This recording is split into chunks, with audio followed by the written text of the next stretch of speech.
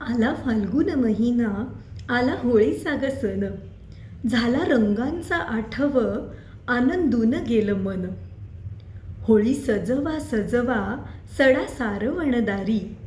फांदी चिरगुट बांधा, काढा रांगोळी साजिरी.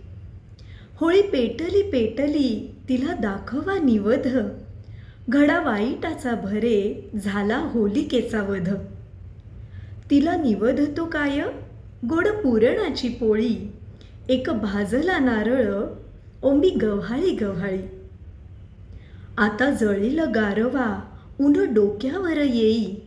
आणा शिव्या शाप ओठी, पोट मोकळे ते होई. होळी पेटली पेटली, आला भैरवांचा टोळ.